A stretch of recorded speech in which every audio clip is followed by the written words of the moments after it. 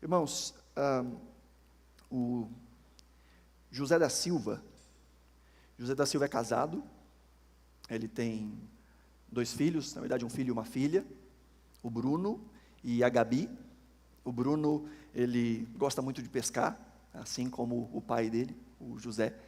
O José gosta tanto de pescar que ele tem muitas fotos pescando, fotos com peixes dos grandes aos pequenos. Ele tem fotos de peixes que têm mais de 10 quilos, difíceis até de segurar, mas também com um peixinho bem pequenininho para mostrar que, né, nem toda pescaria é tão grande. E recentemente o José da Silva tem comemorado, está muito feliz, porque a Gabi, filha dele, passou no exame da OAB. Agora ela tem a licença para advogar. Ela que já trabalhava antes num escritório de advocacia, agora está trabalhando no Tribunal de Justiça do Estado do Paraná. Então, para ele tem sido uma grande alegria. Você conhece o José da Silva? Conhece? Não conhece? Não conhece? Eu também não. Faço ideia de quem seja. Hoje à tarde, enquanto eu pensava na mensagem, eu entrei na inteligência artificial e eu perguntei qual o nome mais comum no Brasil para homem nos últimos 50 anos. E eu descobri que o nome mais comum é José e o sobrenome mais comum é da Silva. Mais de 5 milhões de da Silva nos dias de hoje. E aí eu entrei no Facebook e digitei José da Silva. E encontrei um José da Silva aleatoriamente. E olhando o perfil dele, em 5 minutos, descobri essas coisas que eu acabei de contar para você. Mas eu posso dizer que eu conheço o José da Silva? Posso? Não. Eu tenho algumas informações, tantas quanto você. Você conhece tanto o José da Silva quanto eu conheço o José da Silva. Porque, na verdade, conhecer alguém está muito para além do que ter informações sobre alguém. Pessoas que estão nas mídias, tanto nas mídias sociais quanto nas mídias tradicionais, são pessoas que muitas vezes nós temos muitas informações sobre a vida dessas pessoas. Eu me lembro de uma vez indo a São Paulo, no aeroporto eu encontrei com um youtuber que eu gostava muito de assistir. E ao olhar para ele, parecia que eu estava vendo um amigo, alguém que eu conhecia, mas ele não fazia ideia de quem eu era, por isso eu nem quis me aproximar, para não parecer um maluco que vai chegar tietando qualquer pessoa. E nesse mundo de exposição, muitas pessoas acham que conhecem umas às outras simplesmente pelo fato de terem informações sobre as outras pessoas. Infelizmente, este é o tipo de relacionamento que muita gente tem com Deus. De que diz, eu conheço a Deus, mas na verdade, só tem algumas informações, ou muitas informações, sobre Deus. Pior ainda, aqueles que sequer têm informação sobre Deus, e projetam nele as suas próprias vontades, e dizem, Deus para mim é assim. Para mim, Deus age assim, assim e assim. Para mim, Deus pensa desse jeito. Para mim, Deus, numa situação como essa, agiria assim. E muitas são as vezes que esta identidade que projetamos sobre Deus, nada mais é do que a idolatria do nosso próprio coração, tentando fazer com que Deus se pareça conosco, com que Deus se encaixe nos nossos padrões do que é certo, do que é errado, do que é justo, do que é injusto. E vamos criando um Deus à nossa imagem. A Bíblia chama isso de idolatria. E isso não acontece só com pessoas que não conhecem a Deus formalmente nos bancos de igreja. Isso acontece muito com evangélicos. Definirem um Deus que cabe um pouquinho melhor nas suas conveniências. Conhecer alguém é diferente de ter informações sobre alguém. Os irmãos já estão nesta comunidade muitos antes de mim. Eu estou aqui há quase 3 anos já, o tempo passa rápido, né? Então eu sei que você sabe muitas coisas, talvez ao meu respeito. Por exemplo, você sabe, espero que você saiba, que a minha sobremesa predileta, então você sabe um pouquinho sobre mim. Né? Você sabe que o meu chocolate preferido, né, é o Milka de avelã. Se ainda não anotou, vai lá no finalzinho da Bíblia, anota aí, vai que precisa para uma hora. Né? Você sabe que eu tenho 3 filhos, conhece a minha esposa. Agora, Quem de fato pode dizer que me conhece é a minha esposa e os meus filhos. Talvez me arrisco a dizer que a minha esposa e os meus filhos me conhecem mais do que os meus pais. Eu já estou fora de casa há mais tempo do que estive dentro. E hoje sou alguém diferente de quando saí de casa. Portanto, conhecer alguém fala de andar com alguém. Fala de comer com alguém. Não é à toa que antigamente tinha um ditado, não sei se usam mais, que é para você conhecer alguém, você precisa comer 1 quilo de sal com a pessoa. Né? 1 quilo de sal a gente não come numa sentada, leva um tempinho para comer 1 quilo de sal. O que nós vemos aqui é um Deus que se revela.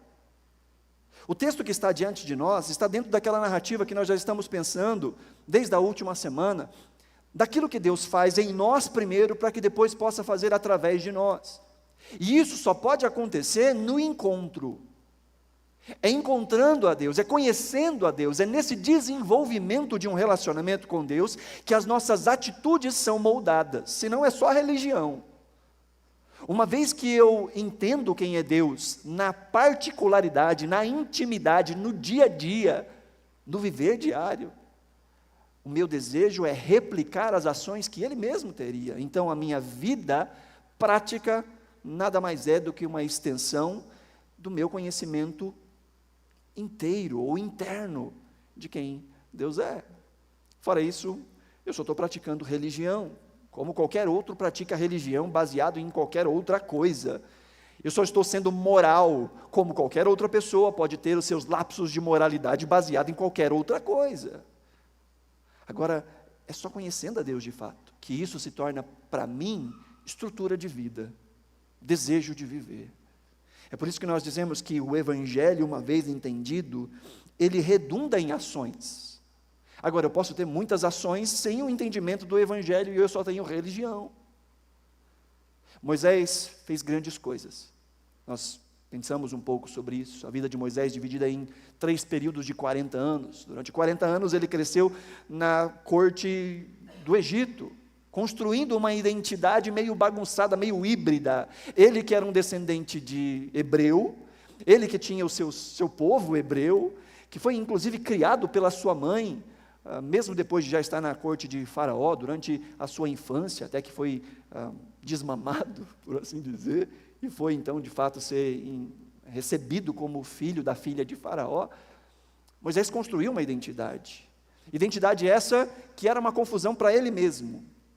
Então, ele num rompante de entender que existia injustiça naquele mundo, injustiça para com seus compatriotas, talvez já se entendendo como sendo um instrumento de Deus para livrar os seus compatriotas, tenta resolver na sua própria força e acaba matando um egípcio, e esconde o corpo desse egípcio na areia. Então ele precisa fugir, porque ele fez aquilo que não deveria ter feito dentro da cultura egípcia, que era matar um egípcio para tentar proteger um escravo. Então ele foge, e durante 40 anos ele vive no deserto. O texto que nós estamos lendo é o final desses 40 anos, é um momento de transição, desses 2 primeiros períodos da vida de Moisés, em que ele foi construído, desconstruído, e agora nesse momento de encontro com Deus, ele está passando por uma reconstrução, e é a partir daqui que Moisés será usado por Deus para fazer grandiosas coisas, milagres, sinais, prodígios, maravilhas, mar que abre, água que vira sangue, pão que cai do céu, nuvem de cordonizes, grandes coisas. Moisés recebe a própria lei de Deus, as instruções de Deus, a aliança de Deus com esse povo. Moisés se torna um grande referencial.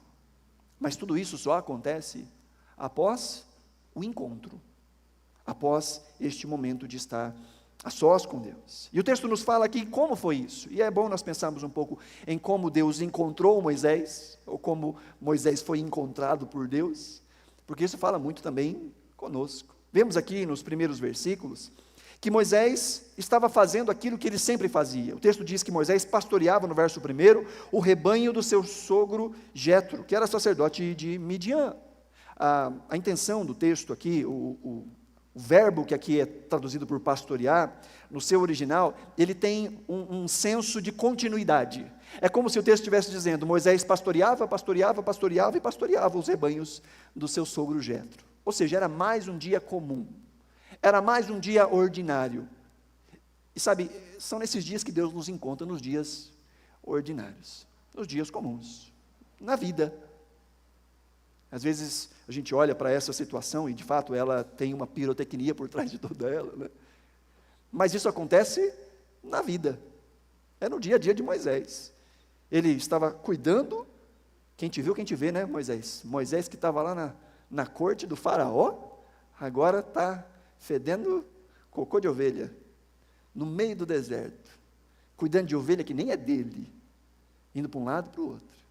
E o texto diz então que ele leva esse rebanho, verso 1 ainda, até o outro lado deste lugar, esse tal de Horebe. Horebe, que é o mesmo Monte Sinai, os dois nomes são intercambiáveis. Há uma certa discussão se Horebe é o Monte Sinai é a região, ou se Sinai é o monte e Horebe é a região.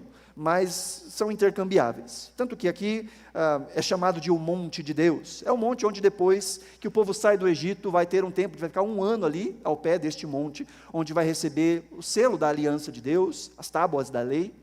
E Deus diz de maneira clara, no texto que nós lemos, que o selo, a prova de que de fato Deus estava enviando Moisés, é que depois que eles saíssem do Egito, eles voltariam para este monte, onde Deus falaria com Moisés novamente, falaria com o povo novamente. Então é neste lugar. E diz o texto no versículo 2, que ali, neste lugar do cotidiano, neste lugar do comum, neste lugar do ordinário, ali o anjo do Senhor lhe apareceu numa chama de fogo que saía do meio de uma sarça. Sarça era uma pequena árvore, um arbusto, muito comum no deserto, um arbusto que fica muito seco, na época de grande seca, como é quase que toda a época no deserto. Então um arbusto que pega fogo no deserto não era nada incomum, era algo muito comum inclusive. Agora há algo incomum nesse arbusto que pega fogo, é que na verdade ele não é consumido, o fogo está ali, mas o arbusto não é consumido, e isso é estranho, e Moisés percebe que há uma desconexão na realidade, aquilo que é ordinário, de repente é rompido, é no meio deste dia a dia comum, que há uma desconexão, e ele fala, isso não é comum, e ele impressionado vai averiguar, e sabe que muitos são os momentos em que nós somos alcançados por Deus, no meio das desconexões da vida, que não são incomuns, diga-se de passagem, mas que podem ser incomuns para nós. É o momento em que nós somos chacoalhados por alguma coisa. Tem uma frase que dizem por aí que aquele que não vai a Deus pelo amor, você conhece o resto da frase? Vai pela dor. Eu confesso que nos meus mais de 20 anos de idade, eu não conheço ninguém que pode dizer, eu fui atraído pelo amor. Todas as histórias que eu sempre ouvi é de gente que encontrou a Deus no meio de uma crise. Até mesmo aqueles que nasceram em igreja têm um encontro com Deus no meio de uma desconexão. Seja uma desconexão familiar, seja uma crise existencial, do nada a pessoa cai numa crise. Isso aconteceu comigo. Cresci na igreja, fui para a igreja com 10 para 11 anos, junto com a minha família. Cresci na igreja, sempre batizei, fui batizado na igreja. Na minha igreja tinha umas pastinhas, uma pastinha vermelha e uma pastinha verde. A pastinha vermelha a gente chamava de a pastinha do discipulado, que aí as pessoas que se convertiam davam o nome, e tinha um grupo que fazia um curso, que era o curso de discipulado. E aí esses que fizeram um curso de discipulado, pegavam a pastinha vermelha e iam discipular esses novos convertidos. E eu estava no time de discipular os novos convertidos. Passei para o ministério de louvor, sempre envolvido, ministrando na igreja, tocando, ministrando louvor. Aí fui promovido para a sede, eu era de uma congregação, aí comecei a tocar na sede, aí a sede era grande, tinha 3.000 membros, era um negócio maravilhoso. E numa noite, ministrei o louvor, voltei para casa, e de madrugada, tive vontade de orar. Fui para a área da minha casa, me ajoelhei, comecei a orar, e de repente me senti completamente vazio. Como se o céu fosse de bronze. Eu nunca tinha sentido aquela angústia de alma na minha vida. E eu só disse para Deus, Senhor, eu não sei orar. Eu não sei o que eu estou fazendo aqui. Naquele dia eu percebi que eu não conhecia Deus, que eu tinha muitas informações sobre Deus, mas que eu nunca tive um encontro real com o Senhor. E naquela madrugada, na área da minha casa, só eu e Deus, eu chorei copiosamente dizendo: Senhor, me salva, porque eu estava completamente enganado sobre mim. E naquele dia Deus deu uma desconexão na minha vida, num dia comum. Moisés viu uma sarça que tinha muita chama, mas que não se consumia. A Bíblia vai nos falar da glória de Deus, e glória é uma palavra no Antigo Testamento que, na mente judaica, não há muita ideia abstrata, não tem esse conceito abstrato. Uma coisa abstrata sempre está conectada a alguma coisa concreta. Então, falar de glória é falar sobre brilho, é falar sobre luz, é falar sobre fogo. Então, quando você vê na Bíblia a palavra glória, se remete a uma ideia de algo brilhante, algo brilhoso. E nós vemos aqui essa glória que emanava dessa sarça. Então Moisés vai e se aproxima, e esse é o ambiente do encontro, é no ordinário dessa desconexão, é no dia a dia em que de repente o coração é esmagado por algo que transcende a ele mesmo. É quando a gente se descobre finito, é quando a gente se descobre pequeno, é quando por um milagre, Deus abre os nossos olhos, e a gente percebe que nós não conhecíamos a Deus. É uma ação de Deus, porque neste encontro que nós vemos aqui, nós vemos um Deus que se revela, e queridos, essa é a grande verdade da teologia bíblica.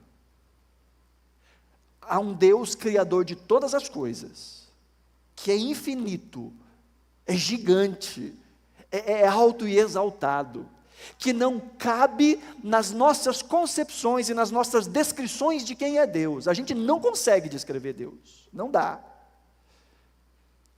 Talvez você possa se escandalizar, eu creio que a Bíblia é a palavra de Deus, mas a Bíblia não consegue conter Deus por inteiro, não dá. O que nós temos é uma parte da revelação de quem Deus é nas Escrituras, mas nós não temos toda a revelação de quem Deus é, não cabe. Posso te dizer mais uma coisa? Nós nunca vamos conhecer a totalidade de quem Deus é.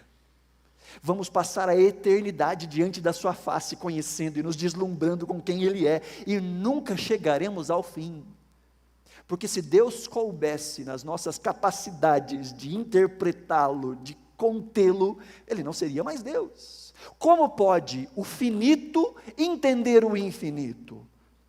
Como pode o pequeno entender o grandioso? Não dá. Portanto, nós só podemos conhecer aquilo que Deus quis revelar a respeito de si mesmo.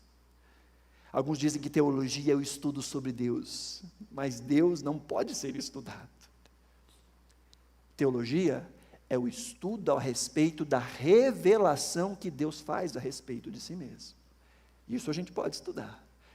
Aquilo que Deus nos deu a conhecer, aquilo que por mais que seja algo que cabe a nós, ainda assim a gente tem muita dificuldade de entender, não é verdade?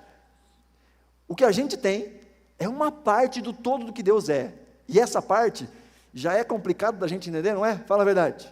Você já entendeu tudo, Gênesis, Apocalipse, já fechou tudo, né? Sabe todos os poréns, sabe dar todas as respostas, não dá. A gente passa a vida inteira buscando, tateando, entendendo, se maravilhando e dizendo: eu quero mais, eu quero mais, eu quero mais.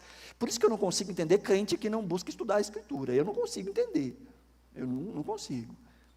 Não dá, não dá. Como que eu posso dizer que eu amo a Deus e se eu não quero conhecê-lo? E conhecer fala de caminhada, fala de ouvi-lo, fala de buscar entender quem Ele é, o que Ele faz, o que Ele gosta, o que Ele espera de mim. Isso fala desta caminhada. E Moisés só pode conhecer a Deus porque, veja, Deus é que se revela, é Deus que chama a atenção de Moisés, é Deus que vai atrás de Moisés, é Deus que, de alguma forma, desperta a curiosidade de Moisés, e Moisés então vem, e quando ele vem, ele ouve a voz, e a voz do Senhor diz: calma, espera aí, não se aproxime, tira as sandálias dos teus pés, porque o lugar em que você está é terra santa. Esse nome terra santa a gente conhece para outra coisa, né? Terra Santa a gente fala, é lá em Israel, né? Lá em Jerusalém, lá é Terra Santa. Aqui nós estamos no meio do deserto de Midian, não está perto de Israel, não está perto de Jerusalém. Porque Terra Santa mesmo é todo lugar onde Deus se manifesta. Deus está em toda a terra, e Deus se manifesta onde Ele quer. A presença de Deus pode ser percebida. A grande questão não é se aquele lugar é santo ou não é santo. A questão é se a gente está disposto a perceber a santidade de Deus nos lugares onde Ele está. Está disposto a ouvir o Deus que fala, ouvir o Deus que dirige. Tem tanta gente buscando a boca de Deus em lugar onde a boca de Deus não está, e não ouve onde a boca de Deus está.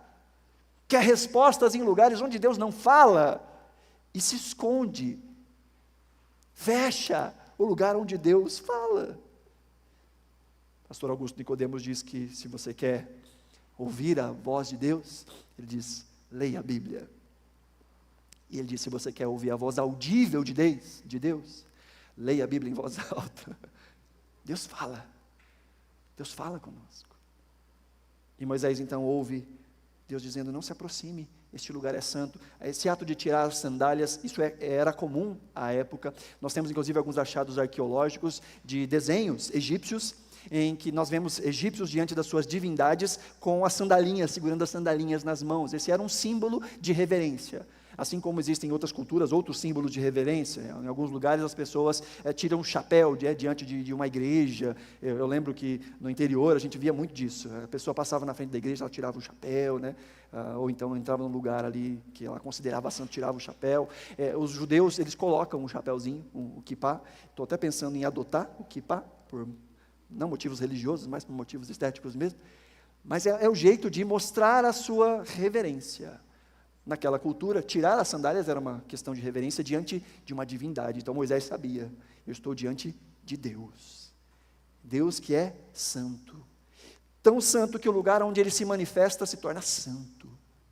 Veja, isso é uma coisa importante nós entendemos. Nós servimos a um Deus que é transcendente, que é alto, que é inigualável. Por isso nós precisamos ter respeito com o Senhor, reconhecer a nossa pequenez, e tratar a Deus com o devido respeito, temor, amor, reverência. Aqueles que brincam com a presença de Deus. O Timothy Keller fala que, ao olhar para esse texto, as pessoas perguntam que o milagre, né? O milagre estava naquela sarça que queimava, mas não se consumia. E aí o Tim Keller vai dizer, não, o maior milagre é Moisés ouvir a Deus e não ser consumido. Esse é o maior milagre. Quando nós nos aproximamos de Deus, e ainda assim Deus se revela a nós e nós não somos consumidos. Porque Deus é santo, Deus é alto, Deus é exaltado. E nesse encontro, Deus também mostra a própria identidade de Moisés. Deus vai ao encontro de Moisés, aí no versículo 5. Então disse Deus, não se aproxime, tire as sandálias dos seus pés, pois o lugar em que você está é terra santa. E disse ainda, eu sou o Deus de seu pai, o Deus de Abraão, o Deus de Isaque, o Deus de Jacó. Então Moisés cobriu o rosto, pois teve medo de olhar para Deus. Deus, antes de mostrar quem Ele é, Deus, antes de revelar quem Ele é, Ele diz a Moisés quem Moisés é. Lembra, Moisés foi criado híbrido. Moisés é de um passado hebreu, mas criado como um egípcio, estava naquela crise, e agora está no deserto de Midian. É interessante que no capítulo anterior, quando Moisés está fugindo do Egito, ele encontra um grupo de mulheres à beira de um poço, e ali tem uma contenda, as pessoas tentam atacá-las, e ele vai e as defende. Então elas voltam para casa e contam para o pai delas, que um egípcio as havia defendido, falando de Moisés. De alguma forma Moisés cheirava Egito, tinha cara de Egito, parecia, talvez tinha rapado a cabeça, né? Deixado só o rabicozinho, como a gente vê aquelas gravuras, talvez estava com os cílios feitos, né? Passado maquiagem, talvez, sei lá, com uma sainha egípcia. Moisés cheirava Egito, naquela crise. E sabe que, mesmo depois que nós temos o encontro com Deus, nós vivemos nesse conflito de cultura. Nós conhecemos a Deus, conhecemos a palavra de Deus, conhecemos os caminhos do reino dos céus, mas vivemos numa cultura que é estranha a Deus.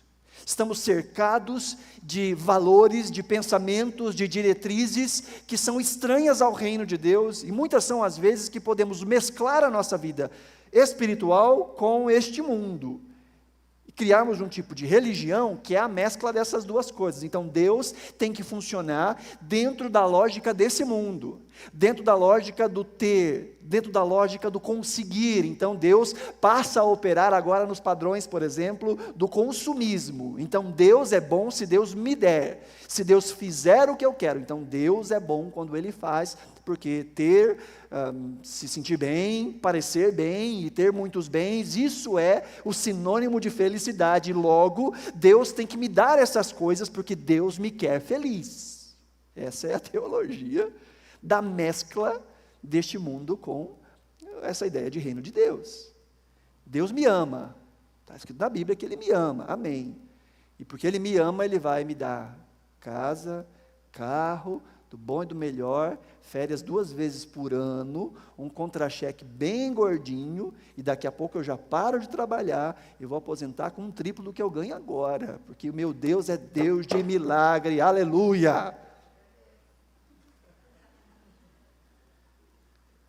E vamos agindo nessa lógica, nessa mescla.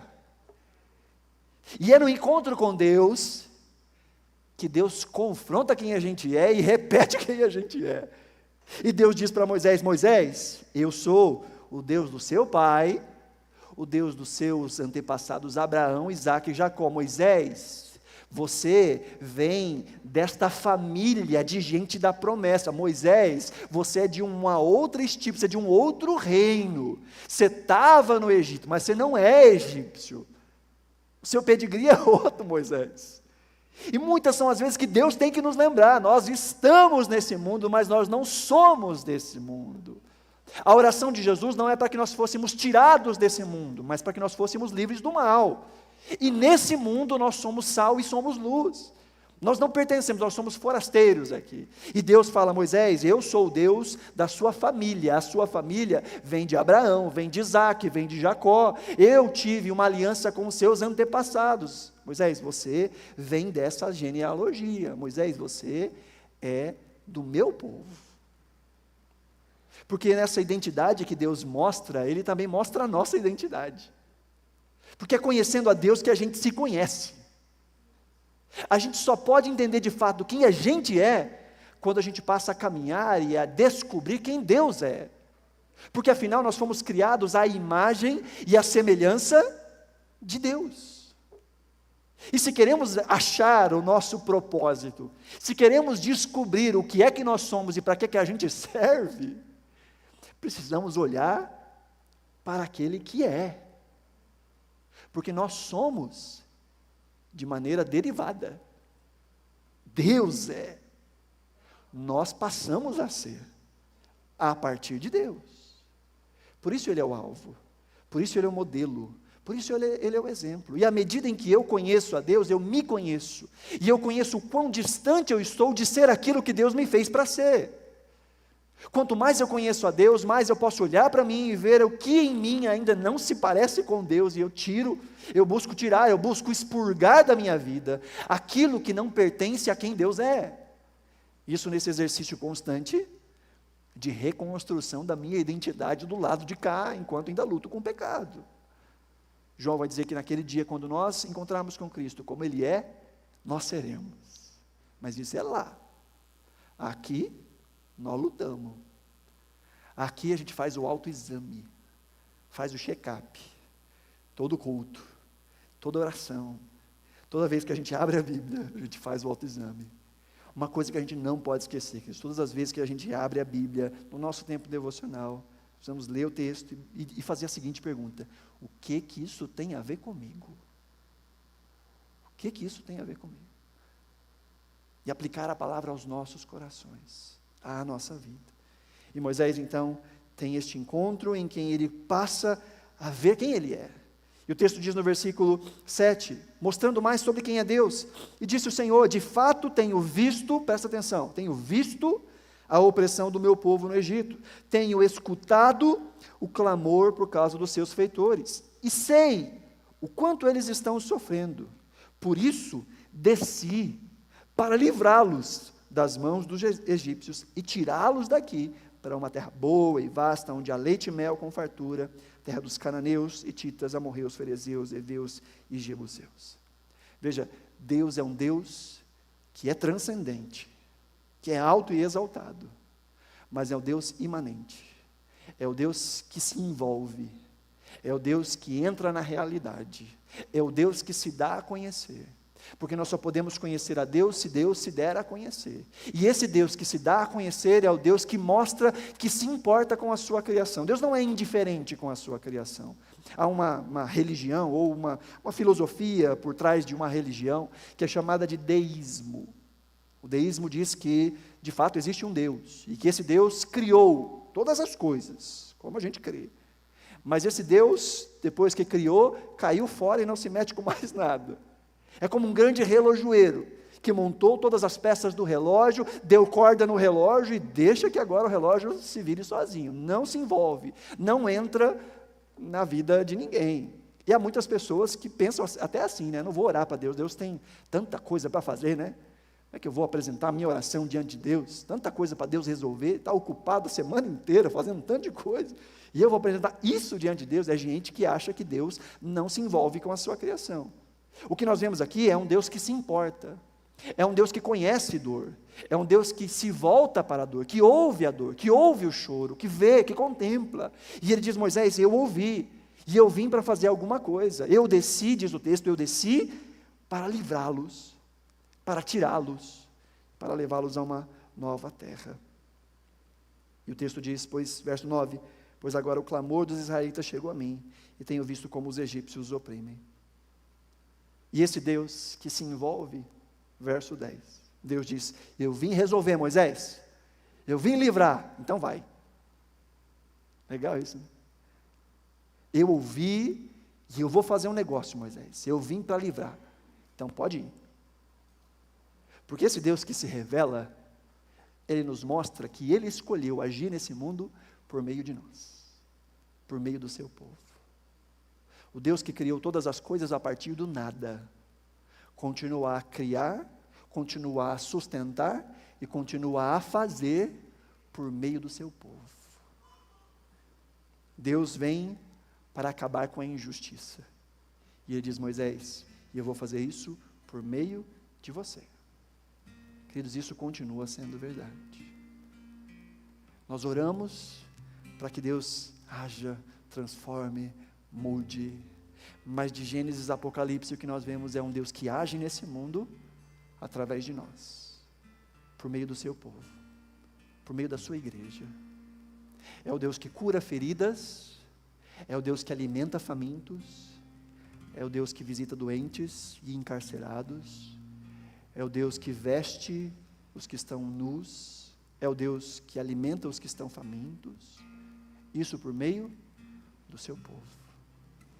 Um Deus que se move entre nós e por meio de nós.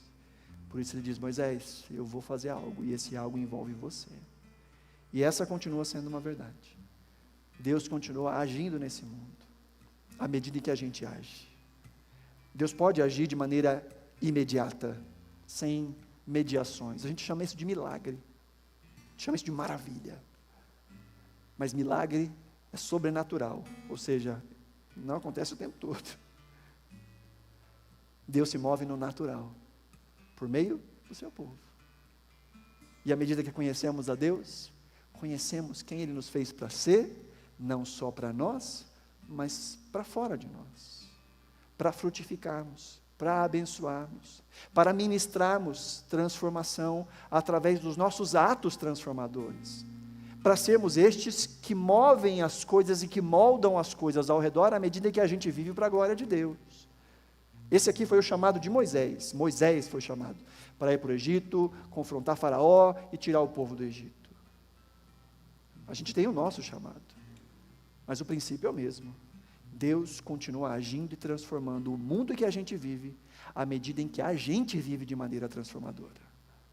À medida em que Deus nos transformou, e agora nós vivemos para a glória de Deus.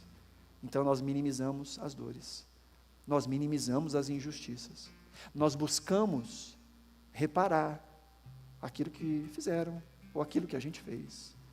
A gente busca diminuir o sofrimento dentro dos ambientes onde a gente vive. Eu não posso acabar com a fome no Nordeste do Brasil. Não posso. Não consigo. Eu não tenho condições. E Deus não me chamou para isso.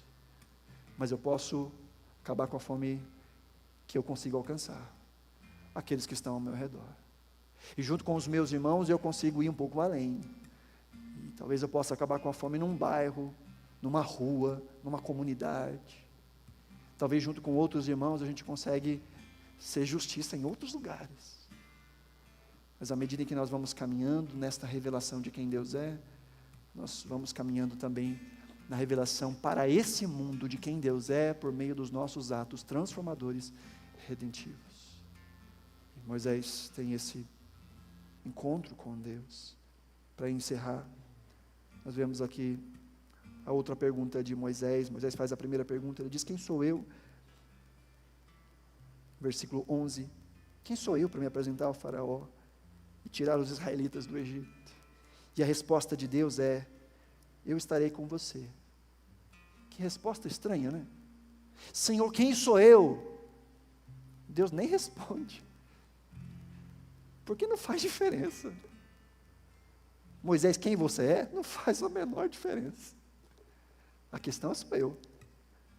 Vai acontecer, Moisés, mas não é por sua causa. Vai acontecer porque eu estou contigo, Moisés. E isso deveria nos encorajar, sabe? Senhor, tem tantas coisas que eu gostaria que mudassem na minha vida, mas quem sou eu para mudar? Senhor, eu queria tanto ser bênção na minha casa, na minha família, no meu ambiente de trabalho, Senhor, mas quem sou eu? Como é que vão me ouvir? E a única resposta de Deus é: eu estou com você. E é isso que garante a empreitada. É a presença, é o encontro, é o conhecer a Deus. É isso que garante. Deus diz: Moisés, eu vou estar com você. Essa é a promessa. Deus é esse Deus que é presente, é conosco. E por último ele diz aí no versículo 13: quando eu chegar diante dos israelitas, eles disseram: Deus dos seus antepassados me enviou a vocês. E eles perguntarem qual é o nome dele, que eu vou lhes dizer? Deus disse a Moisés: eu sou o que sou. Isso é o que você dirá aos israelitas: eu sou, me enviou a vocês. É isso. Isso aqui ainda não é o nome de Deus, tá? Deus ainda não está dizendo o seu nome, Deus está dizendo quem Ele é. E Deus diz quem Ele é, dizendo o que Ele é. E o que Deus é, Deus é. É isso. É uma resposta enigmática, né? Porque afinal, de novo, Deus não cabe nas nossas concepções. E dizer que Deus é dizer que Ele não tem começo, Ele não tem fim. Dizer que Deus é dizer que tudo o que é, só é a partir dEle. E que fora dEle não há nada. E que diante dEle, tudo é nada. Pensa, tudo está em Deus. Tudo vem a partir de Deus. Os astrônomos olham para os céus e ficam maravilhados com as bilhões, trilhões de estrelas que são orbitadas por trilhões de planetas. E isso naquilo que a gente chama de universo observável. E a gente olha e a gente vê o tamanho da poeirinha que a gente é nesse mundo. Entenda, tudo isso não é nada perto de quem Deus é. Porque tudo isso veio de Deus, vem a partir de Deus. O John Piper vai trazer algumas declinações. Ele diz que dizer que Deus é, que Ele é o absoluto eu sou, é dizer que Deus não tem início, que Deus não tem fim, que não há realidade fora de Deus. É dizer que Deus não depende de nada, e tudo depende de Deus, que todo o resto é nada comparado a Deus. É dizer que Deus é constante, que Deus não será, Deus é. Deus não está se tornando, Deus não está mudando, Deus não vai ficar melhor, Deus não vai ficar maior, Deus não vai ficar mais inteligente. Deus é tudo o que Ele é e tudo o que Ele sempre foi, e tudo o que Ele é tudo o que Ele pode ser. Deus é esse absurdo. É por isso que quando a gente tenta categorizar Deus, e é por isso que Deus diz de maneira muito clara: não faça uma imagem a meu respeito, não faça, porque toda imagem é uma simplificação da coisa. A imagem é uma simplificação do todo. E Deus diz, não me simplifique, porque eu sou muito maior do que cabe na sua mente. E Deus então apresenta no versículo 15 o seu nome, e Ele diz, diga aos israelitas que o Senhor, aí todas as letras maiúsculas, aqui é o famoso nome de Deus, que a gente não sabe a pronúncia. Se a gente fosse transliterar para o português, seria o YHWH, Yahvé, Yahweh, não sabemos como é que é esse nome. Mas este é o nome de Deus, o nome que aparece mais de 4.000 vezes no Antigo Testamento, nome que significa exatamente Ele é. Deus diz, eu sou o que eu sou, então você vai dizer para eles que o eu sou te enviou, então você vai chegar diante deles, é isso que diz o versículo 15, e você vai dizer, Ele é, me enviou, e esse Ele é tão lindo, queridos.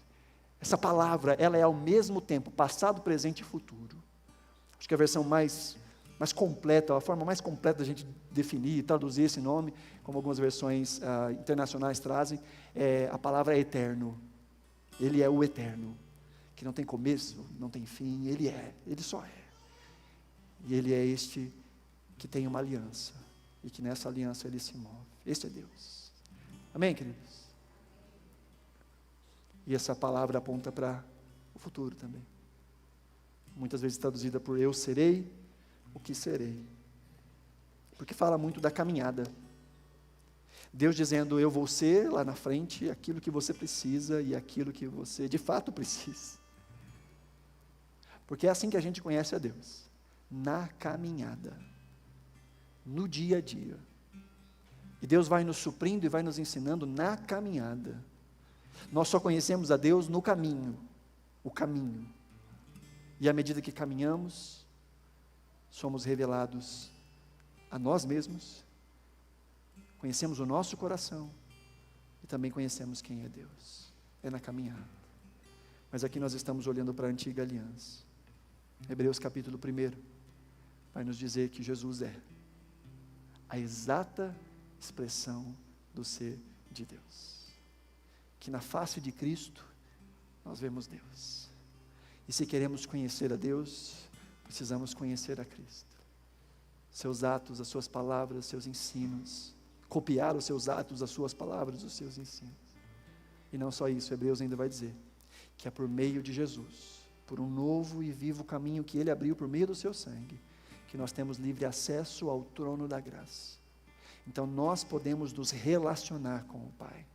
Mais do que simplesmente ter informações, mais do que simplesmente ter conhecimento, caminhar, andar, conhecer, viver, respirar, nos mover e existir em Deus. Isso só pode acontecer por uma ação de Deus, só quando Deus se revela. É por isso que aquilo que a gente pode fazer, sabe o que a gente pode fazer para conhecer Deus? É querer conhecê-lo. É orar e dizer, Senhor, eu quero te conhecer, eu quero te ver, Senhor, eu quero conhecer o teu coração, a tua vontade, os teus caminhos. Senhor, eu quero conhecer como o Senhor quer se manifestar por meio de mim, porque antes de mudar o mundo, Deus muda a gente, e Deus só muda a gente na caminhada com Ele, Deus só muda a gente no relacionamento com Ele. E eu conversava com os meninos da liturgia, Martinho, com o Mateus, com o João, pedindo para que a gente estivesse em oração no decorrer desses dias. Nós vamos iniciar uma série falando sobre quem é Jesus, e o que eu pedia para eles é, me ajudem em oração, porque esse é o tipo de coisa que a gente não pode produzir na igreja. Só Deus pode te fazer conhecê-lo. Por mais que eu queira, de alguma forma, te mostrar quem Deus é, eu não posso, eu não consigo, não dá. Mas há um Deus que se aproxima de nós. Há um Deus que continua entrando no nosso ordinário, no nosso dia a dia, enquanto a gente está pastoreando, cozinhando, trabalhando, cuidando dos filhos. Enquanto a gente está vivendo, há um Deus que rompe com o nosso ordinário e que coloca diante de nós uma sarça pegando fogo, que aponta para quem a gente é e para quem Ele é. E a minha oração é que no decorrer destes dias, nós possamos ter um encontro real com Deus. E se você já teve este encontro, para que você tenha mais e mais encontros reais com Deus. E a minha oração é que, embora nós queiramos ser essa igreja inteligente, que a nossa marca seja não de conhecer Deus aqui, mas de conhecer Deus aqui, em tudo. Não só de ter informações, mas de caminhar com Deus. Porque nele nós nos movemos, nele nós existimos. Como diz Jesus em João capítulo 15, sem mim nada podeis fazer. Que o Senhor tenha misericórdia de nós, e que nós possamos de fato conhecê-lo, e então fazê-lo conhecido, até que Ele venha, em nome de Jesus. Amém? Se você puder, coloque-se de pé, nós vamos orar.